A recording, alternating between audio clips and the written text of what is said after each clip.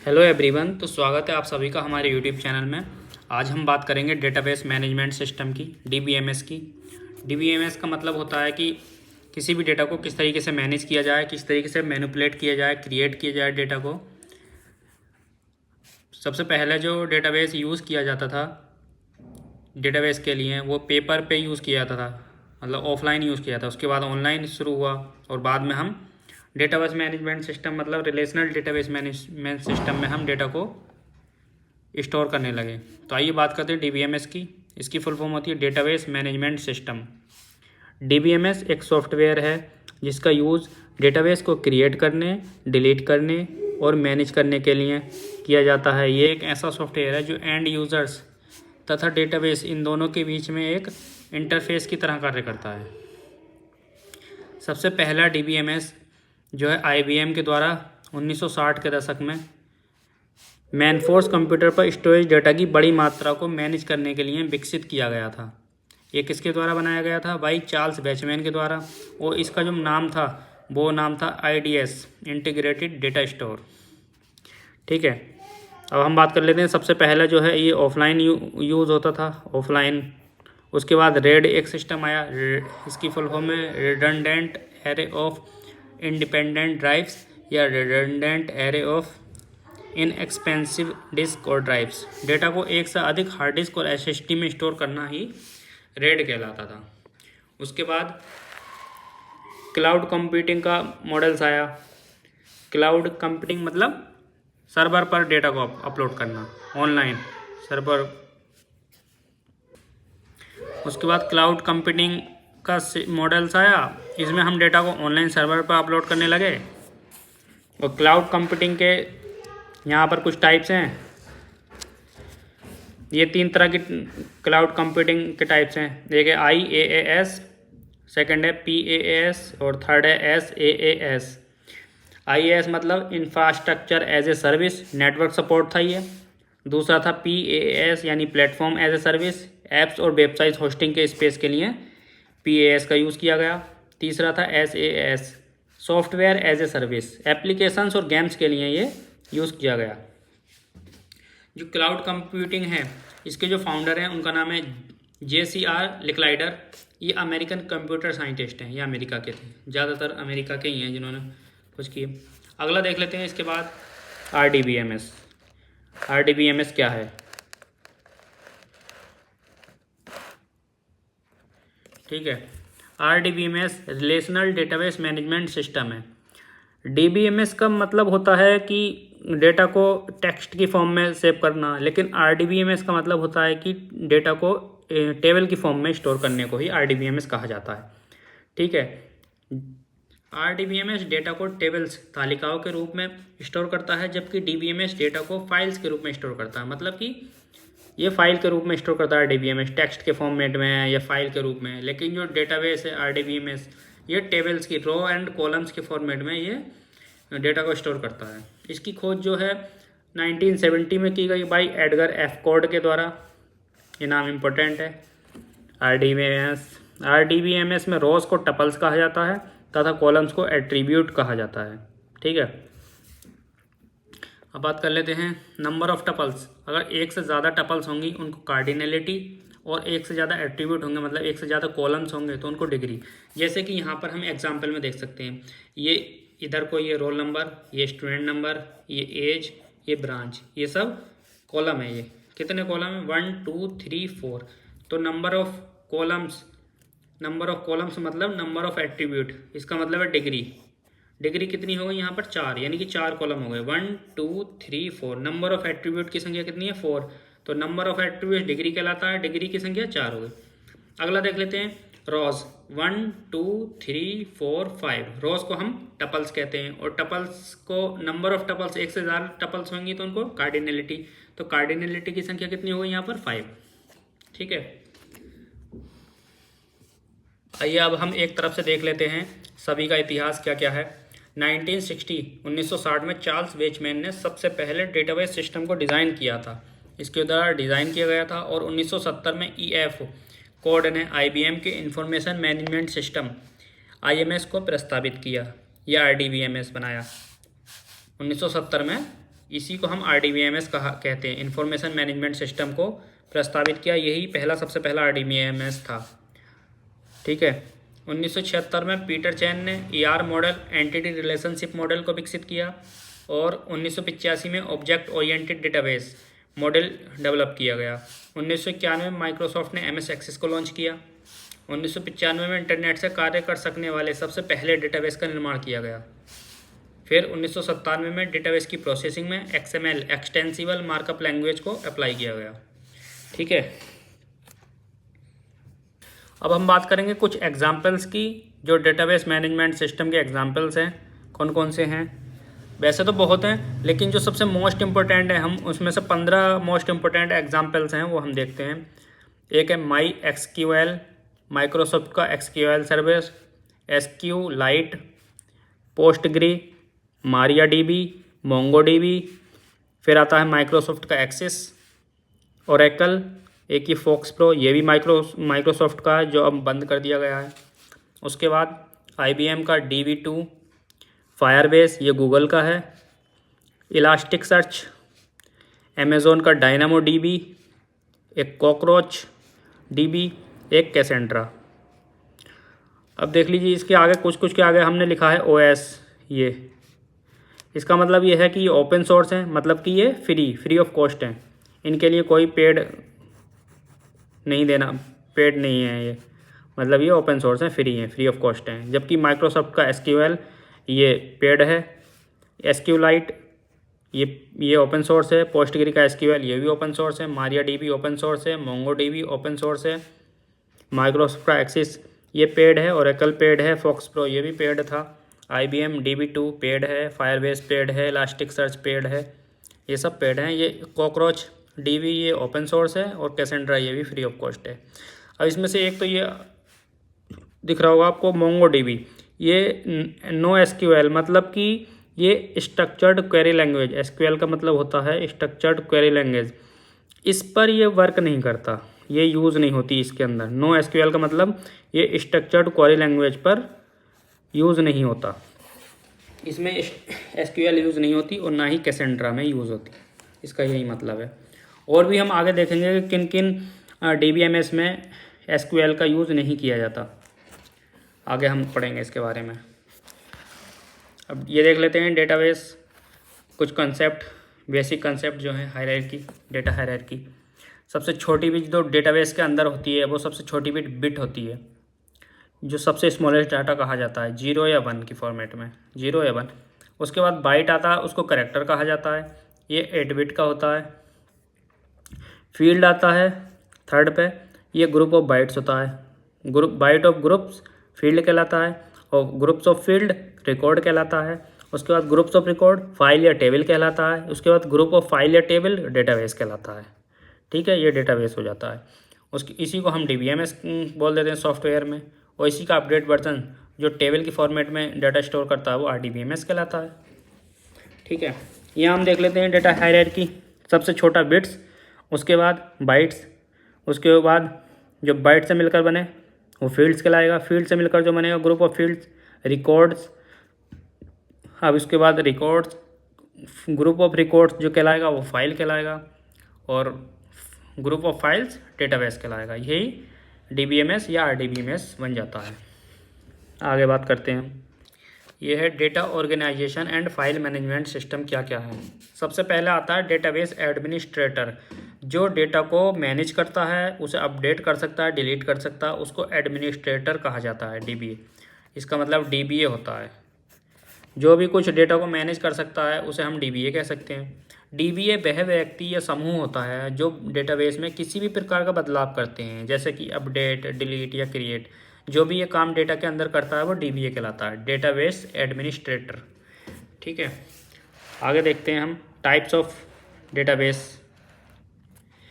Types of database कितने तरह के होते हैं? 8 प्रकार के ये होते हैं। सबसे पहला है डिस्ट्रीब्यूटेड डेटाबेस, सेकंड है रिलेशनल डेटाबेस, थर्ड है ऑब्जेक्ट ओरिएंटेड डेटाबेस, फोर्थ है डेटा वेयरहाउस, फिफ्थ है no SQL database, 6 graph database, 7th है नेटवर्क डेटाबेस, और 8 नंबर पर है हायरार्किकल डेटाबेस। अब इनके बारे में एक एक करके पढ़ लेते हैं हम। सबसे पहला आ जाते हैं डिस्ट्रीब्यूटेड डेटाबेस। ये बहुत सारे इंटरकनेक्टेड डेटाबेस का एक कलेक्शन होता है। बहुत सारे जो इंटरकनेक्टेड आपस में जुड़े हुए होते हैं उन डेटाबेसेस का एक कलेक्शन होता है जिसको डिस्ट्रीब्यूटेड डेटाबेस कहा जाता है। दूसरा है रिलेशनल डेटाबेस। इस प्रकार के डेटाबेस में रिलेशनशिप को टेबल के रूप में डिफाइन किया जाता है। रिलेशनशिप का मतलब ही होता है रो या कॉलम, ठीक है। रिलेशनशिप जहाँ भी आ जाए रिलेशनशिप या रिलेशनल, उसका मतलब ही होता है रो या कॉलम। इस प्रकार के डेटाबेस में रिलेशनशिप को टेबल के रूप में डिफाइन किया जाता है। प्रत्येक रिलेशन में रोज एंड कॉलम्स होते हैं। देखिए यहाँ लिखा हुआ भी है, रिलेशन का मतलब ये है रिलेशन में रो और कॉलम होते हैं, उन्हीं को रिलेशन कहा जाता है।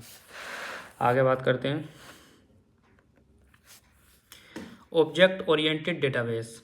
ये डेटाबेस ऑब्जेक्ट ओरिएंटेड प्रोग्रामिंग्स के रूल्स का पालन करता है। ऑब्जेक्ट ओरिएंटेड का मतलब पॉलीमॉर्फिज्म होता है, इनहेरिटेंस, एनकैप्सुलेशन होता है।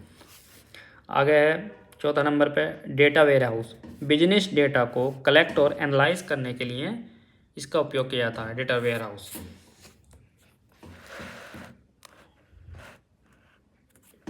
5 नंबर पर है नो एसक्यूएल डेटाबेस। यह एक नॉन रिलेशनल डेटाबेस है, मतलब इसमें टेबल और रो की फॉर्म नहीं होगी, इसीलिए इसमें डेटा को अनस्ट्रक्चर्ड और सेमी स्ट्रक्चर्ड तरीके से स्टोर किया था। इसमें डेटा को टेबल्स या रो की फॉर्मेट में यूज़ नहीं किया जाता, अनस्ट्रक्चर्ड होता है उल्टा सीधा, या फिर सेमी स्ट्रक्चर्ड तरीके से स्टोर किया जाता। छठा है ग्राफ डेटाबेस। यह डेटाबेस डेटा को स्टोर करने के लिए ग्राफ थ्योरी का उपयोग करता है। जैसा कि नाम से पता चला ग्राफ डेटाबेस, तो ये डेटा को स्टोर करने के लिए ग्राफ थ्योरी का उपयोग करता है। नेक्स्ट देख लेते हैं नेटवर्क डेटाबेस। ये बहुत ही कठिन डेटाबेस स्ट्रक्चर है नेटवर्क डेटाबेस जो। इसमें पेरेंट या चाइल्ड रिलेशनशिप होती है। आजकल इसका प्रयोग कम किया जाता है। इनके स्थान पर रिलेशनल डेटाबेस मतलब RDBMS का उपयोग किया जाता है।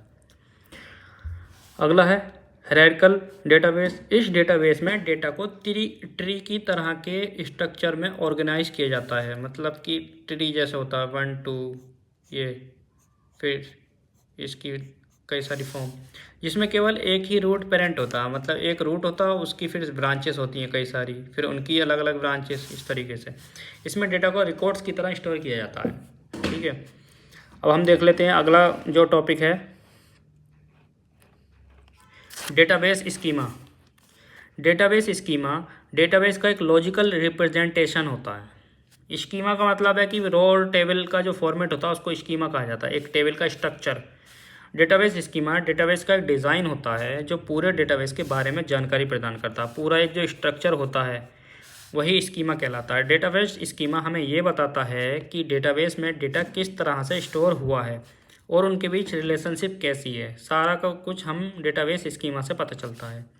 डेटाबेस स्कीमा डेटाबेस डिक्शनरी में स्टोर रहती है। ये इंपॉर्टेंट क्वेश्चन है कि डेटाबेस स्कीमा डेटाबेस में डिक्शनरी में स्टोर रहती है। अगला हम टॉपिक देखते हैं DBMS आर्किटेक्चर क्या है, इसके बारे में देखते हैं। DBMS आर्किटेक्चर 3 तरह का होता है। यहाँ 3 स्कीमा आर्किटेक्चर को डिस्क्राइब करते हैं। इसमें 3 लेवल्स और स्कीमा या लेवल्स कहलाएं या स्कीमा कहलाएं इसमें होती हैं। सबसे पहला फिजिकल लेवल और इंटरनल लेवल, जिसको डेटाबेस कहा जाता है। दूसरा कंसेप्चुअल और लॉजिकल लेवल, इसको सर्वर। और तीसरा एक्सटर्नल और व्यू लेवल जो क्लाइंट के लिए होता है।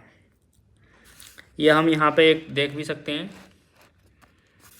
पहला स्टोरेज लेवल, जिसको फिजिकल स्टोरेज कहा जाता है, फिजिकल डेटाबेस पहला स्टेप है।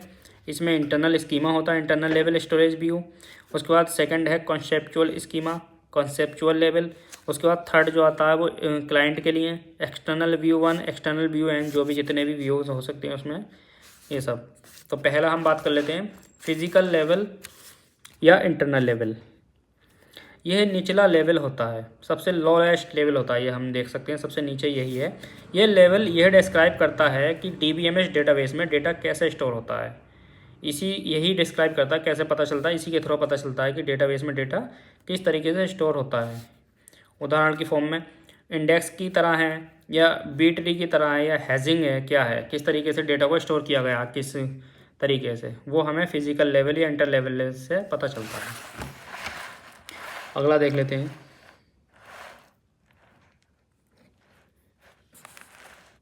कॉन्सेप्चुअल और logical level. Conceptual level next highest level है, इसके बाद फिजिकल लेवल के बाद ये दूसरा हाईएस्ट लेवल है। ये लेवल डिस्क्राइब करता है कि डीबीएमएस डेटाबेस में डेटा कैसे स्टोर होता है और उनके मध्य रिलेशनशिप क्या है। ठीक है, ये डेटाबेस एडमिनिस्ट्रेटर लेवल कहलाता है, ये इंपॉर्टेंट है। सेकंड जो लेवल है ये एडमिनिस्ट्रेटर लेवल कहलाता है। तीसरा है एक्सटर्नल और व्यू लेवल, लास्ट वाला जो सबसे हाईएस्ट लेवल होता है, सबसे ऊपर का। किसी स्पेशल ग्रुप के यूज़र्स के लिए डेटाबेस के एक पार्ट को डिस्क्राइब करता है। ज़्यादातर डेटाबेस यूज़र पूरे डेटाबेस का प्रयोग नहीं करते हैं, इसलिए वे उस पार्ट के व्यू लेवल को प्रोवाइड कराते हैं। ठीक है, अब डीबीएमएस की कुछ विशेषताएं जान लेते हैं, क्या क्या विशेषताएं हैं इसकी।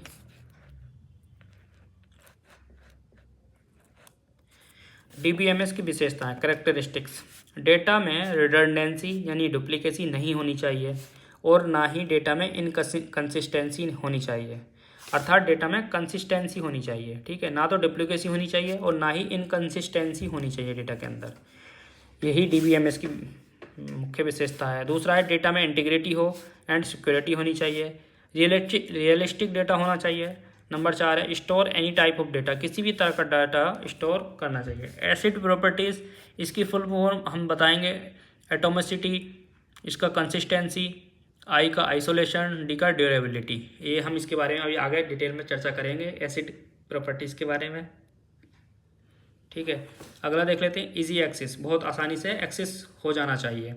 एसक्यूएल एंड नो एसक्यूएल, वैसे तो ज़्यादातर डीबीएमएस जो है वो एसक्यूएल पर ही काम करते हैं, स्ट्रक्चर्ड क्वेरी लैंग्वेज पर, बट कुछ नो एसक्यूएल पर भी यूज़ करते हैं। अगला है डेटा शेयरिंग होना चाहिए, आसानी से शेयरिंग हो जाए। डिसीजन मेकिंग होना चाहिए। Data backup and recovery, data का बैकअप भी लिया जाना चाहिए और उसकी रिकवरी भी आसानी से हो जानी चाहिए। यही मुख्य विशेषता हैं डेटाबेस की, डेटा बैकअप एंड रिकवरी हो जानी चाहिए।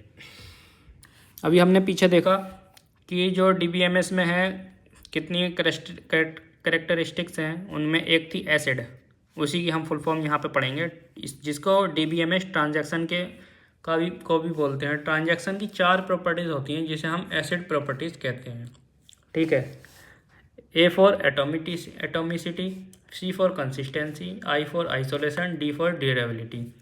अब इसके बारे में हम जान लेते हैं। एटोमिसिटी का मतलब होगा ऑल, या तो सभी या फिर नथिंग ट्रांजैक्शन, या तो कुछ नहीं है, या तो हाँ या ना। ठीक है, या तो ऑल या फिर नथिंग ट्रांजैक्शन। सी का मतलब होगा कंसिस्टेंसी, मतलब गारंटीज कमिटेड ट्रांजैक्शन स्टेट, मतलब ट्रांजैक्शन 100% होगा कमिट, तभी कंसिस्टेंसी होगी कहलाएगी। आइसोलेशन का मतलब ट्रांजैक्शन आर इंडिपेंडेंट, मतलब ये है कि किसी भी सॉफ्टवेयर में 2 तरह की ट्रांजैक्शन हो रही हैं तो वो एक दूसरे पर निर्भर नहीं है, दोनों ट्रांजैक्शन अलग अलग इंडिपेंडेंट रूप से होंगी। ड्यूरेबिलिटी है committed data is never lost, जो कमिटेड जो एक बार डेटा हो गया वो कभी भी लॉस नहीं हो सकता।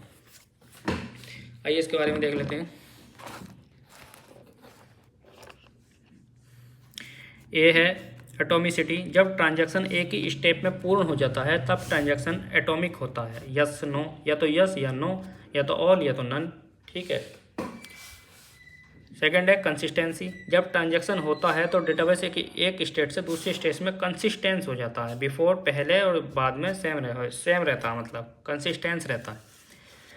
तीसरा है आइसोलेशन, जब 2 या उससे अधिक ट्रांजैक्शन एक साथ एग्जीक्यूट होते हैं तो एक ट्रांजैक्शन दूसरे ट्रांजैक्शन को प्रभावित नहीं करता। अभी मैंने आपको बताया जब 2 या उससे अधिक ट्रांजैक्शन एक साथ एग्जीक्यूट होते हैं तो एक जो ट्रांजैक्शन है दूसरे ट्रांजैक्शन को प्रभावित नहीं करता, दोनों अपने अलग अलग इंडिपेंडेंट होते हैं। नेक्स्ट है ड्यूरेबिलिटी, जब एक ट्रांजैक्शन पूरी तरह से कंप्लीट हो जाता है तो जो परिवर्तन होते हैं वह परमानेंटली सिस्टम में रहते हैं। नेक्स्ट टॉपिक है ER मॉडल, मतलब एंटिटी रिलेशनशिप मॉडल। इसका क्या मतलब है? इस मॉडल को सबसे पहले देख लेते हैं किसने विकसित किया है। 1976 में पीटर ने विकसित किया था। ये मॉडल डेटाबेस के कॉन्सेप्चुअल व्यू को डिफाइन करता है। जो हमारा सेकंड वाला व्यू हमने अभी पढ़ा है उसके कॉन्सेप्चुअल व्यू को डिफाइन करता है एंटिटी मॉडल। ईआर मॉडल के 3 मुख्य कंपोनेंट होते हैं। सबसे पहला है एंटिटी, दूसरा है रिलेशनशिप और तीसरा एट्रीब्यूट। देख लेते हैं यहाँ पर। जैसे एक एग्जांपल है, ये स्टूडेंट क्या है, एक एंटिटी है। अभी हम आगे भी पढ़ेंगे इसके बारे में। जो एंटिटी है वो एक बॉक्स में बंद होता है, मतलब एक रेक्टेंगुलर बॉक्स में बंद होता है। और जबकि एट्रीब्यूट जो है एक ओवल की शेप होती है। ये एट्रीब्यूट के लिए, ये एट्रीब्यूट हैं इसके स्टूडेंट के, और ये एंटिटी है। और इनके बीच में एक रिलेशनशिप होती है जो डायमंड से दर्शाई जाती है। देख लेते हैं। स्टूडेंट एक एंटिटी है, एड्रेस, नेम आईडी तथा एज इसके एट्रीब्यूट हैं। अब हम बात कर लेते हैं एंटिटी में, एंटिटी के बारे में। एंटिटी कोई भी person, place, car, real world object हो सकती है। ईआर डायग्राम में एक एंटिटी को रेक्टेंगुलर आयत के द्वारा प्रदर्शित किया जाता है। एंटिटी के पास एक एट्रीब्यूट और एक यूनिक की अवश्य होनी चाहिए। एंटिटी के पास एक एट्रीब्यूट होता है और एक यूनिक की अवश्य होनी चाहिए। इसे हम अभी आगे पढ़ेंगे तो आपको सब क्लियर होगा। जैसे ये यहाँ पे दर्शाया गया, ये स्टूडेंट एक एंटिटी है और ये रिलेशनशिप है एनरोल, और एक ये एंटिटी है। ठीक है। रिलेशनशिप को जो है डायमंड शेप से दर्शाया जाता है। टाइप ऑफ एंटिटी, एंटिटी कितने तरह की होती है? 2 प्रकार की होती है। एक वीक एंटिटी जिसको चाइल्ड भी बोलते हैं, और एक स्ट्रॉन्ग एंटिटी होती है, ये पेरेंट में आती है। सबसे पहला है वीक एंटिटी। वह एंटिटी जो दूसरे एंटिटी पर निर्भर होती है उसे वीक एंटिटी कहते हैं। इसे डबल रेक्टेंगल के द्वारा प्रदर्शित किया जाता है। ठीक है। वीक एंटिटी को उसके एट्रीब्यूट्स के द्वारा यूनिक तरीके से आइडेंटिफाई नहीं किया जा सकता। जो वीक एंटिटी है उसके एट्रीब्यूट्स के द्वारा यूनिक तरीके से आइडेंटिफाई नहीं किया जा सकता। जैसे ये बिल्डिंग डिटेल्स है, ये एंटिटी है, इसके ये एट्रीब्यूट हो गए, ये सारे एट्रीब्यूट हैं। और ये रिलेशनशिप है इनके बीच जो एक वीक एंटिटी को प्रूव करती है। जैसे ये एंटिटी है, ये भी वीक एंटिटी है, डबल रेक्टेंगल है इसके अंदर, तो ये वीक एंटिटी है। ये इसके एट्रीब्यूट हो गए हैं। ठीक है। ये स्ट्रॉन्ग एंटिटी है और ये वीक एंटिटी है।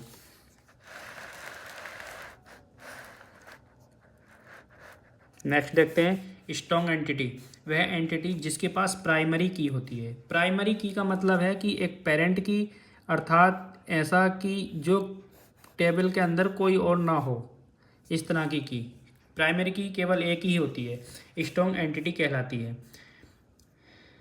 स्ट्रॉन्ग एंटिटी को उसके एट्रीब्यूट्स के द्वारा यूनिक तरीके से आइडेंटिफाई किया जा सकता है। ठीक है। जैसे ये एंटिटी है कस्टमर, इसकी कस्टमर आईडी जो होती है ये प्राइमरी की कहलाएगी, क्योंकि कस्टमर आईडी एक ही होती है। जबकि किसी का नाम, एक सेम नाम के 2 व्यक्ति हो सकते हैं तो वो एक प्राइमरी की नहीं हो सकती। जबकि आईडी जो है ये एक प्राइमरी की होगी, क्योंकि कस्टमर आईडी हर किसी की अलग होती है, किसी की भी सेम नहीं हो सकती। इसीलिए प्राइमरी की वही होती है जो किसी में भी सिमिलर ना हो। जैसे किसी का एड्रेस है, वो प्राइमरी की नहीं हो सकती। किसी की एज प्राइमरी की नहीं हो सकती, क्योंकि एज किसी की सेम भी हो सकती है, नाम भी सेम हो सकता है, एड्रेस भी सेम हो सकता है। लेकिन एक रोल नंबर, एक आईडी, कस्टमर आईडी, वो अलग अलग ही होती है हमेशा, वो प्राइमरी की कहलाएगी। आगे देखते हैं रिलेशनशिप, या जिसको कार्डिनलिटी भी बोलते हैं। रिलेशनशिप्स का प्रयोग एंटिटीज़ के मध्य रिलेशन को डिस्क्राइब करने के लिए किया जाता है। इसको डायमंड के द्वारा प्रदर्शित किया जाता है, डायमंड शेप के द्वारा प्रदर्शित किया जाता है। जैसे ये एंटिटी है, एक एंटिटी ये है, इन दोनों के बीच अगर रिलेशन को दर्शाया जाएगा तो वो डायमंड शेप में दर्शाया जाएगा। ये रिलेशनशिप है स्टडी। ठीक है। इन डेटाबेस कार्डिनलिटी 2 डेटाबेस टेबल्स के में डेटा के बीच रिलेशनशिप को संदर्भित करती है, मतलब डिफाइन करती है। कार्डिनलिटी 2 डेटाबेस टेबल्स में डाटा के बीच रिलेशनशिप को डिफाइन करती है। रिलेशनशिप कार्डिनलिटी भी कहते हैं, ये 3 प्रकार की होती है। सबसे पहला है 1 to 1, यानी कि 1 से 1 को ही, जो 1 से 1 में जाए 1 to 1 है, यानी कि male 1 married to one female, एक मेल एक ही फीमेल से शादी कर सकता है, तो 1 to 1 हुआ। 1 to many यानी एक एम्प्लॉय है जो वर्क कर सकता है अलग अलग डिपार्टमेंट में, एक ही एम्प्लॉय अलग अलग डिपार्टमेंट में वर्क कर सकता है, तो 1 to many हुआ। फिर आता है मैनी टू मैनी, एक ही एम्प्लॉय या बहुत सारे एम्प्लॉयज़ बहुत सारे प्रोजेक्ट को कर सकते हैं अलग अलग, तो ये मैनी टू मैनी हुआ। आगे देखते हैं एट्रीब्यूट्स के बारे में पढ़ते हैं। एट्रीब्यूट क्या है? एट्रीब्यूट का प्रयोग एक एंटिटी की प्रॉपर्टी को डिस्क्राइब करने के लिए किया जाता है। इसे ओवल के द्वारा प्रदर्शित किया जाता है। ये जो है ओवल शेप है, ये एट्रीब्यूट कहलाते हैं, यानी कि एक एंटिटी और जो इसके एट्रीब्यूट्स हैं वो ओवल शेप में होते हैं एक एंटिटी के। ठीक है, टाइप्स ऑफ एट्रीब्यूट देख लेते हैं। ये 5 टाइप्स के होते हैं। की attribute, composite attribute, single value attribute, multi valued attribute और ड्राइव्ड एट्रीब्यूट। ये काफ़ी इंपॉर्टेंट है, इससे हमें सारी चीज़ें अभी क्लियर होने वाली हैं, क्या क्या हमने जो अभी पढ़ा है प्राइमरी की और जो भी हैं, बहुत इंपॉर्टेंट है। ये पहला है की एट्रीब्यूट। वह एट्रीब्यूट जो एंटिटी सेट में प्रत्येक एंटिटी को यूनिकली आइडेंटिफाई करता है वो की एट्रीब्यूट कहलाता है। जो यूनिकली अलग तरीके से एकदम स्पेशल तरीके से आइडेंटिफाई करता है उसे की एट्रीब्यूट कहते हैं। रोल नंबर प्रत्येक स्टूडेंट के लिए यूनिक होता है, रोल नंबर किसी का भी सेम नहीं हो सकता, इसीलिए ये की एट्रीब्यूट का टेक्स्ट अंडरलाइन होता है, जैसे हमने ऊपर भी देखा होगा। ये देखिए की एट्रीब्यूट, इसमें क्या है? रोल नंबर, इसको अंडरलाइन किया गया। जबकि ये नेम किसी का और दूसरे का भी हो सकता है, फ़ोन नंबर भी सिमिलर होते हैं, मतलब किसी और का भी हो सकता है फ़ोन नंबर, जरूरी नहीं है वो उसी का हो, उसके आसपास का किसी का हो सकता है। एज भी सेम हो सकती है, लेकिन जो रोल नंबर है वो सेम नहीं होता, वो अलग अलग होता है, सबका यूनिक होता है। ठीक है, अगला देख लेते हैं। सेकंड है कंपोजिट एट्रीब्यूट। वह एट्रीब्यूट जो दूसरे एट्रीब्यूट्स की कम्बिनेशन से बना होता है, जो दो या दो से अधिक कम्बिनेशन से बना होता है वो कंपोजिट एट्रीब्यूट कहलाता है। जैसे एक एड्रेस होता है, स्टूडेंट का एड्रेस एक कंपोजिट एट्रीब्यूट होता है। कैसे? क्योंकि उसके अंदर एक मोहल्ले का नाम होता है, फिर डिस्ट्रिक्ट नेम भी होता है, पिन कोड भी होता है, स्टेट कंट्री कोड, ये सब इसमें लिख रखा है। एड्रेस में पिन कोड होता है, स्टेट होता है, कंट्री कोड होता है, इसमें कई सारे से कंपोजिट होकर के मिल के बना होता है, इसीलिए इसको कंपोजिट एट्रीब्यूट कहा जाता है। अब देख लेते हैं थर्ड नंबर पे सिंगल वैल्यू एट्रीब्यूट। वह एट्रीब्यूट जिसके पास किसी विशेष एंटिटी के लिए केवल एक ही वैल्यू होती है। समझ आ रहा? वह एट्रीब्यूट जिसके पास किसी विशेष एंटिटी के लिए केवल एक ही वैल्यू होगी तो वो सिंगल वैल्यू एट्रीब्यूट है। जैसे कि एज, किसी व्यक्ति की एज एक सिंगल वैल्यू एट्रीब्यूट है। एज मतलब एक ही होती है सिंगल। अगर हम डेट की बात करें तो डेट में मंथ भी होता है, ईयर भी होता है, डेट नहीं हो सकती, जबकि एज एक सिंगल वैल्यू एट्रीब्यूट है। एड्रेस में भी बहुत सारी चीज़ें होती हैं, वो भी सिंगल वैल्यू एट्रीब्यूट नहीं हो सकता, क्योंकि इसमें स्टेट होता है, पिन कोड होता है, कंट्री कोड होता है, सब कुछ होता है, इसलिए वो कंपोजिट की होती है। सिंगल वैल्यू का मतलब सिर्फ एक। जैसे कि जेंडर हम सिंगल वैल्यू में कह सकते हैं, जेंडर में या तो मेल या फिर फीमेल, या तो मेल होगा जेंडर, या तो सिंगल वैल्यू ही होगी ना, या तो मेल या फिर फीमेल। ठीक है, अब मल्टी वैल्यूड एट्रीब्यूट क्या होते हैं? वह एट्रीब्यूट जिसके पास एक एंटिटी के लिए बहुत सारी वैल्यूज़ होती हैं। इसे डबल ओवल के द्वारा प्रदर्शित किया जाता है। जैसे कि फ़ोन नंबर, फ़ोन नंबर में सबसे पहले कंट्री कोड होता है, फिर उसके बाद प्रोवाइडर कोड होता है, सर्विस प्रोवाइडर, फिर लोकल एरिया कोड होते हैं, उसके बाद वो नंबर बनता है कई तीन चार चीज़ों से मिल करके। जैसे किसी कार के लिए कलर्स तथा एम्प्लॉय के लिए फ़ोन नंबर्स, ये सब मल्टी वैल्यू एट्रीब्यूट हैं। ठीक है, ड्राइव्ड एट्रीब्यूट, इस प्रकार के एट्रीब्यूट की वैल्यू को दूसरे संबंधित एट्रीब्यूट की वैल्यू से ड्राइव्ड किया जाता है। इसे डैश्ड ओवल से प्रस्तुत किया जाता है। डॉटेड ओवल जो होते हैं इनसे प्रदर्शित किया जाता है। ठीक है, किसी पर्सन की एज को उसके बर्थ डेट से ड्राइव्ड किया जाता है। हम बर्थ डेट से ही तो निकालते हैं एज को, तो एज एक ड्राइव्ड एट्रीब्यूट में भी आती है। ठीक है, आगे देख लेते हैं। की डेटा को कीज़ इन DBMS, जो DBMS है इसमें कीज़ कितनी तरह की होती हैं, ये भी बहुत मोस्ट इम्पोर्टेंट टॉपिक्स है। कीज़ का बहुत ही इंपॉर्टेंट टॉपिक है ये, बहुत सारे क्वेश्चन प्रीवियस ईयर में इससे आए हैं। की डेटा को पहचानने यानी एक्सेस और रिट्रीव और उसे मैनेज करने के लिए उपयोग होती हैं। की द्वारा हम डेटाबेस में सर्च कर सकते हैं, की से हम डेटा को अपडेट कर सकते हैं, डिलीट करने के लिए डेटा को सुरक्षित तरीके से एक्सेस कर सकते हैं। अभी कितने तरह की कीज़ होती हैं, ये कौन कौन सी की होती हैं, इनके नाम क्या क्या हैं, ये देख लेते हैं हम। काफ़ी इंपॉर्टेंट टॉपिक है ये। Keys, types of keys in DBMS, 7 तरह की होती हैं ये। सबसे पहली है सुपर की, सेकंड है कैंडिडेट की, थर्ड प्राइमरी की, अल्टरनेट की, कंपोजिट की, फॉरेन की और यूनिक की। इसको बहुत ही इम्पोर्टेंट टॉपिक है ये, इसको समझ लेना ध्यान से। सुपर की किसे कहते हैं? RDBMS में एक RDBMS मतलब रो एंड टेबल। जहाँ भी RDBMS या रिलेशन आएगा वहाँ उसका मतलब ही होगा कि रो एंड टेबल की फॉर्मेट में एक डेटा स्ट्रक्चर होगा। में एक सुपर की कॉलम्स का एक कॉम्बिनेशन होता है। जो कॉलम्स हैं उनका कॉम्बिनेशन होता है। ये एक भी हो सकती है, एक से अधिक फील्ड के संयोजन से बनती है। जैसे कि ये देख लीजिए, हम यहाँ एक टेबल दे रखी है, रोल नंबर है, नेम है, मोबाइल नंबर है और एज है। रोल नंबर सुपर की कैसे हो गई? क्योंकि रोल नंबर एक ही होता है। रोल नंबर सबके अलग अलग होते हैं, किसी का भी रोल नंबर सिमिलर नहीं हो सकता, इसलिए ये सुपर की है। इसको हम प्राइमरी की भी कह सकते हैं, लेकिन अभी हम सुपर की के बारे में पढ़ रहे हैं। तो सुपर की से मतलब है कि जो एकदम जो यूनिक हो, जो कॉलम का कॉम्बिनेशन भी हो सकती है और सिंगल भी हो सकती है। इससे हमें पूरी इसका पता चल सकता है आईडी का।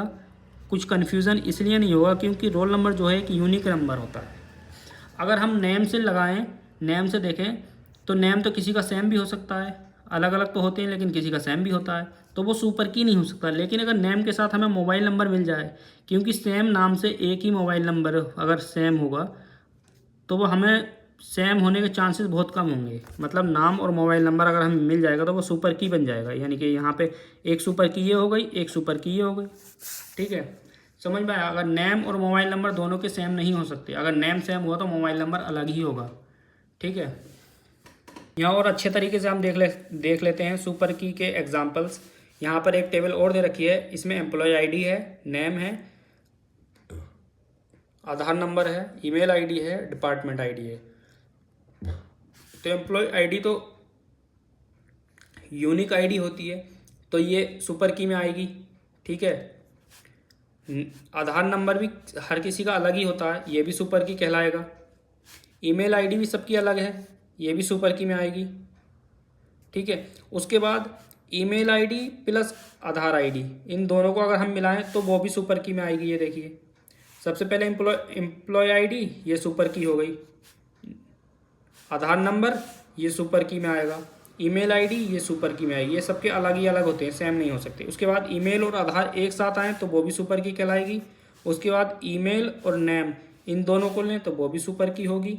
Department ID plus employee ID ये भी सुपर की कहलाएगी, इनका कॉम्बिनेशन। ठीक है, और देख लेते हैं एम्प्लॉय आईडी। देखो, किसी भी टेबल में सिर्फ एक ही प्राइमरी की होती है। ठीक है, तो इसमें प्राइमरी की क्या होगी? जो एम्प्लॉय आईडी है ये बिल्कुल यूनिक होगी, सभी से इसी की पहचान होगी। तो एम्प्लॉय आईडी हमारी प्राइमरी की कहलाएगी। बाकी जो बची वो सब अल्टरनेट की कहलाएंगी। ठीक है, अल्टरनेट की क्या होती हैं? जो आधार नंबर और जो प्राइमरी की ही होती हैं, बट प्राइमरी की जो पहली हो जाती है उसके बाद जो बाकी बचती हैं प्राइमरी की ही कहलाती हैं ये भी। लेकिन ये अल्टरनेट की में आ जाती हैं क्योंकि प्राइमरी की एक ही हो सकती है एक टेबल के अंदर, दूसरी नहीं हो सकती। अगला देख लेते हैं, सेकंड क्या है? कैंडिडेट की।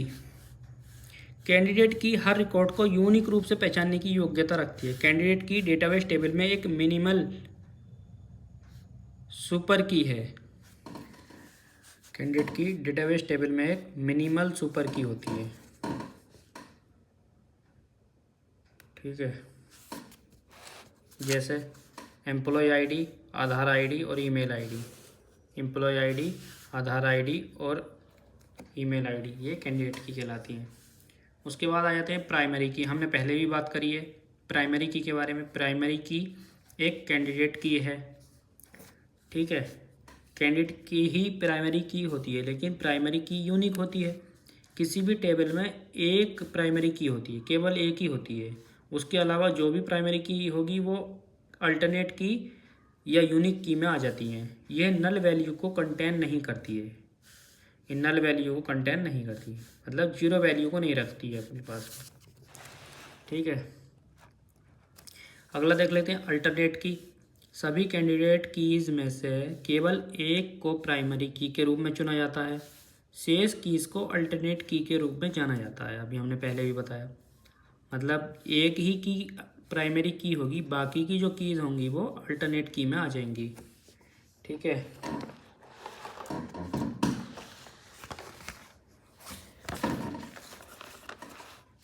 कंपोजिट की, जब कोई प्राइमरी की ना हो तब एट्रीब्यूट्स को जोड़ें और एक प्राइमरी की बनाएं, इसे कंपाउंड की भी कहते हैं। जैसे कि एटीएम और उसका पिन भी होता है, एक एटीएम भी होता है, दोनों की ज़रूरत पड़ती है, यानी कंपोजिट की है। यूज़र नेम भी होता है, उसका ओटीपी मोबाइल पर आता है हमारे, तो ये सिक्योरिटी पर्पज़ से होता है कंपोजिट की। ठीक है।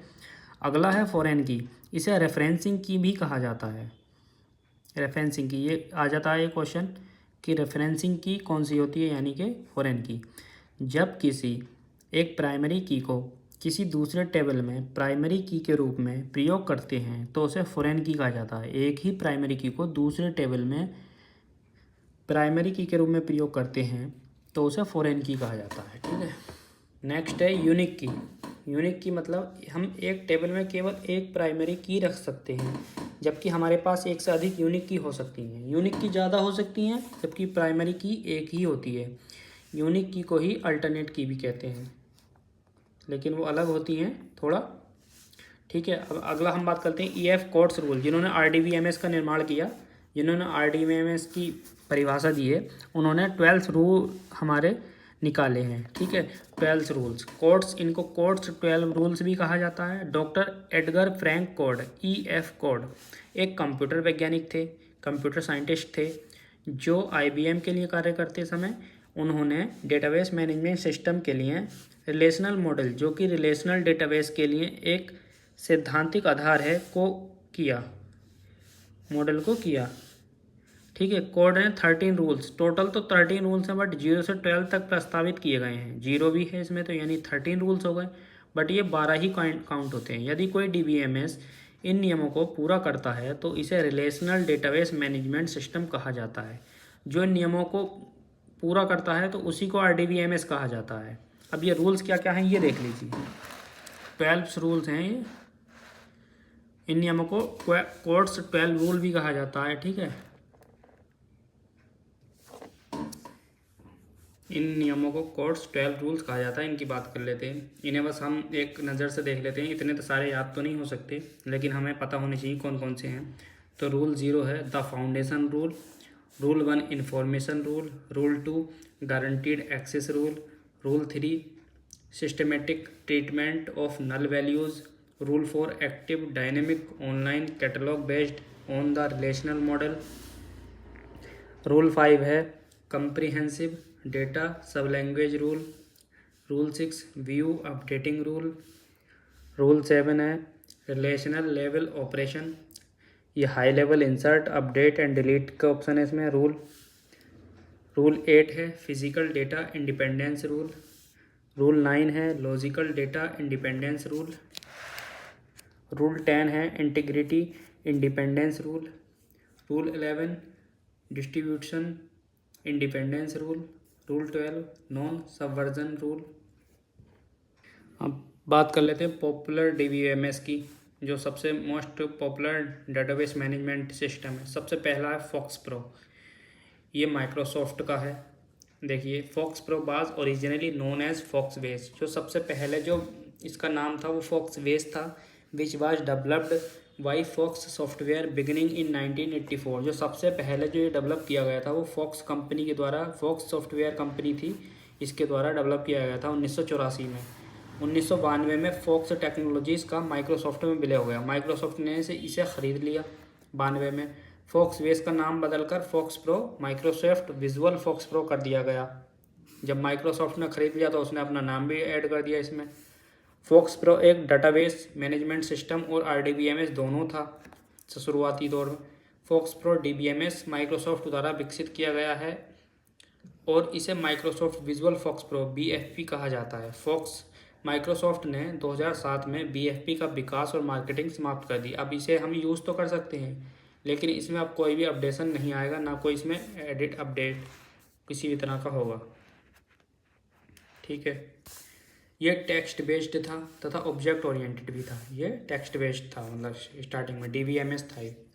विजुअल फॉक्स प्रो के कुछ लोकप्रिय फॉक्स प्रो अल्टरनेट क्या हैं? इसके बाद जब ये बंद कर दिया गया तो उसके स्थान पर क्या क्या इसने शुरू किए जो बहुत मोस्ट पॉपुलर रहे, जैसे माइक्रोसॉफ्ट का Access, Microsoft SQL Server, SQL azure.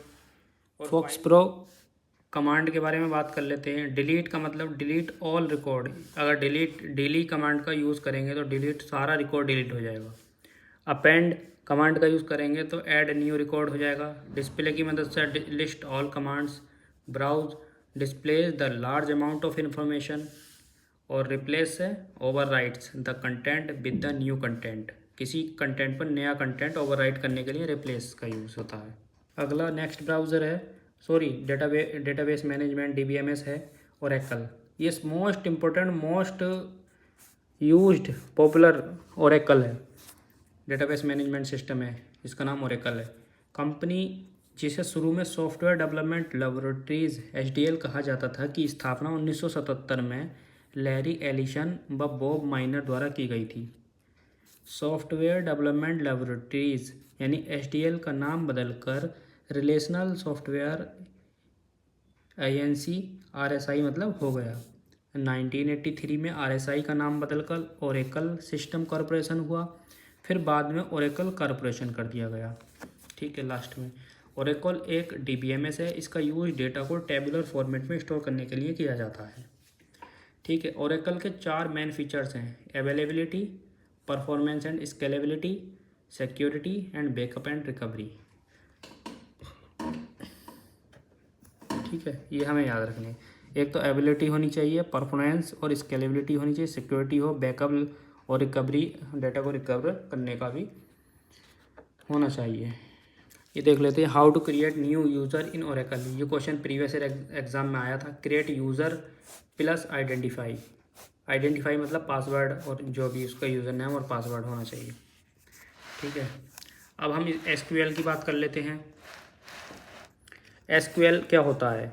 जितने भी हमने डेटाबेस मैनेजमेंट सिस्टम पढ़े हैं उन सभी में मोस्टली SQL यानी कि स्ट्रक्चर्ड क्वेरी लैंग्वेज का यूज़ किया जाता है। इसी लैंग्वेज की हेल्प से डेटाबेस मैनेजमेंट सिस्टम स्टोर किया जाता है। डेटाबेस जितना भी डेटाबेस है इसी लैंग्वेज की हेल्प से स्टोर किया जाता है। ये जो लैंग्वेज हम देख लेते हैं कौन सी जनरेशन में आई थी कंप्यूटर की। कंप्यूटर में जितनी भी जनरेशन है सबसे पहली वाली है, इसमें मशीन बाइनरी थी। सेकेंड जनरेशन में असेंबली लैंग्वेज, थर्ड में हाई लेवल लैंग्वेज, फोर्थ में SQL का यूज़ किया गया था, स्ट्रक्चर्ड क्वेरी लैंग्वेज, जिसकी हेल्प से हम FoxPro, Access, MS Excel, Access और ओरेकल जैसे ये MATLAB, Ruby, Python, Perl, PHP ये सारी लैंग्वेज 4th जनरेशन की है। फिफ्थ में प्रोलॉग, लिस्प, मरकरी, OPS 5 है। ठीक है, हम बात कर रहे हैं SQL की। ठीक है, तो ये 4th जनरेशन की लैंग्वेज है। SQL is a standard language for accessing and manipulating database. Database को एक्सेस करने के लिए और मैनिपुलेटिंग करने के लिए SQL का यूज़ किया जाता है।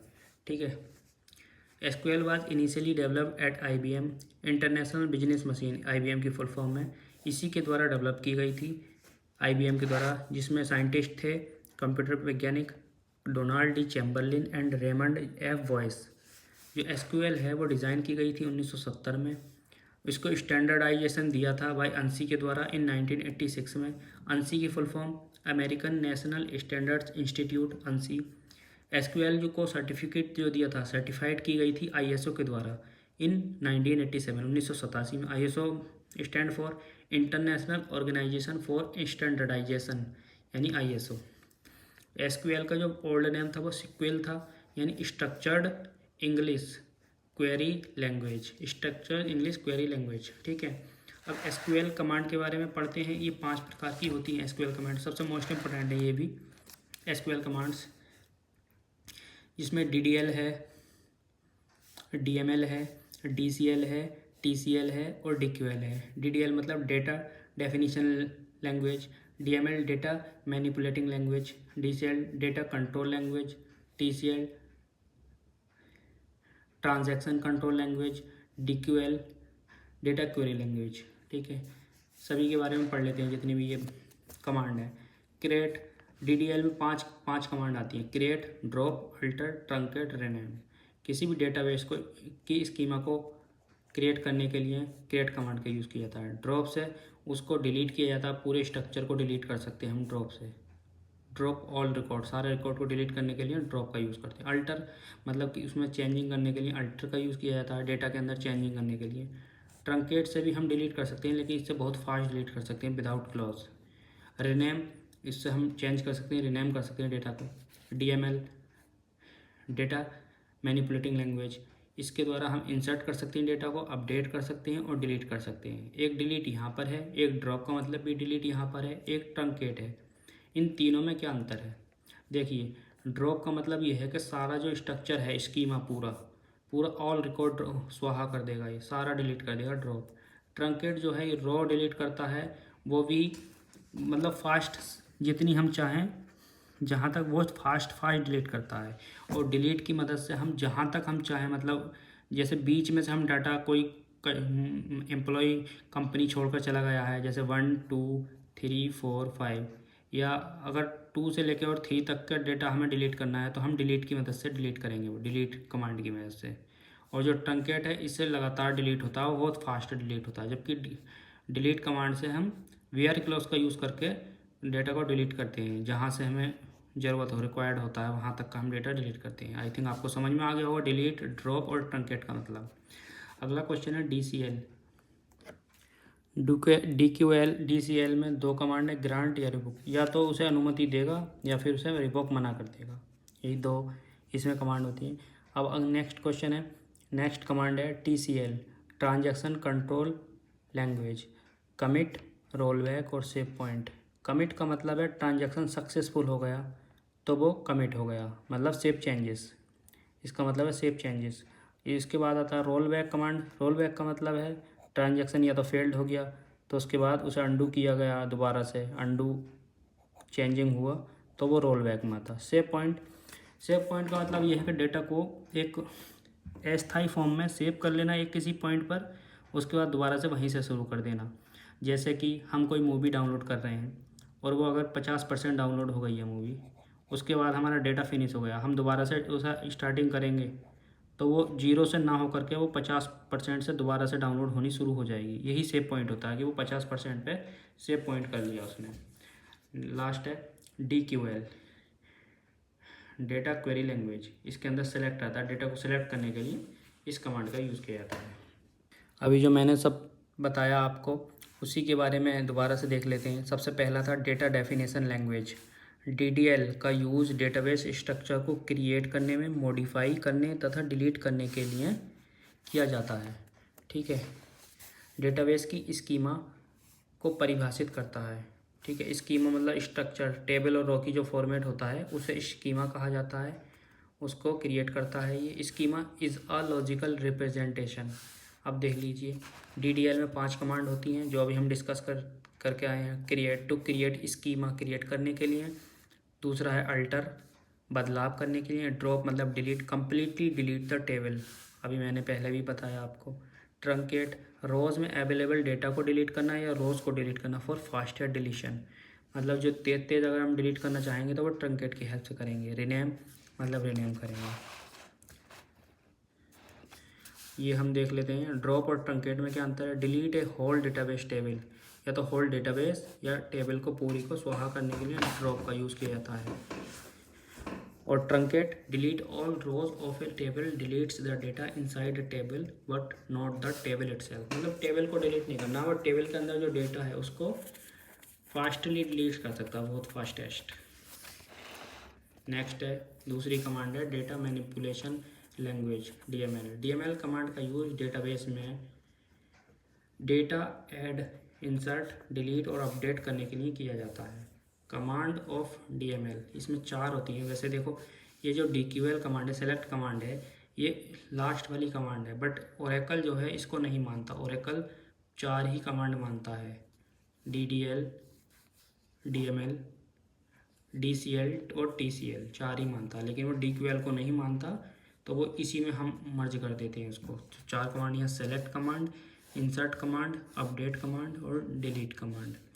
अब यहाँ डिफरेंस देख लेते हैं इनके बीच, सभी के बीच क्या क्या डिफरेंस है, तीनों हैं यहाँ पर। Difference between delete, truncate and drop. Delete, इसमें एक या एक से अधिक रोज डिलीट होती हैं। इसमें वेयर क्लॉज का यूज़ होता है। एग्जाम्पल, कोई एम्प्लॉय कंपनी छोड़कर चला गया हो तो पार्टिकुलर डेटा को डिलीट करने के लिए वेयर क्लॉज का यूज़ करके हम रो डिलीट कर सकते हैं, मतलब डिलीट कमांड की हेल्प से। जो ट्रंकेट है, ट्रंकेट इसमें एक या एक से अधिक रोज डिलीट कर सकते हैं या डिलीट कमांड से फास्टर है। इसमें वेयर क्लॉज का यूज़ नहीं करते, इसमें हम कंटिन्यू डाटा डिलीट हो कर सकते हैं। जो ड्रॉप कमांड है, ड्रॉप होल टेबल या टेबल लॉस्ट, मतलब कि पूरी टेबल को ही डिलीट कर देता है ये होल कमांड। अगली कमांड है data control language, DCL। DCL में 2 कमांड हैं, हमने पढ़ी थी ग्रांट और रिवोक। ग्रांट मतलब ग्रांट कमांड का यूज़ देख लेते हैं। ग्रांट कमांड का यूज़ यूज़र्स को अनुमति देने के लिए किया जाता है, मतलब यह तो अनुमति देगा, जबकि रिवोक कमांड का यूज़ ऑथोराइजेशन को रिवोक करने के लिए, मतलब रिमूव करने के लिए किया जाता है, रिवोक करने के लिए। ठीक है, उसे या तो मना करेगा या अनुमति दे देगा, अलाउ करेगा। अगला है transaction control language, TCL। TCL की कमांड कौन कौन सी हमने पढ़ी थी, कमिट, रोल बैक और सेव पॉइंट। कमिट क्या है, परमानेंट यानी save changes. Roll back undo करना। सेव पॉइंट वही कि एक टेम्पररी सेव पॉइंट बनाना। जैसे अगर हमने कोई ट्रांजेक्शन शुरू किया, लेकिन क्या ट्रांजेक्शन या तो वो सक्सेसफुल होगा ट्रांजेक्शन, या ट्रांजेक्शन सक्सीड होगा या अनसक्सेसफुल, या नॉट सक्सीड आएगा, ट्रांजेक्शन नॉट सक्सीड। ठीक है, तो अगर सक्सीड हुआ तो कमिट हो गया, और नॉट सक्सीड हुआ ट्रांजेक्शन यानी फेल्ड हो गया ट्रांजेक्शन, तो रोल बैक हो जाएगा वो, यानी अंडू करना हो जाएगा। तीसरा save point, create points with in the groups of the transaction in which to roll back.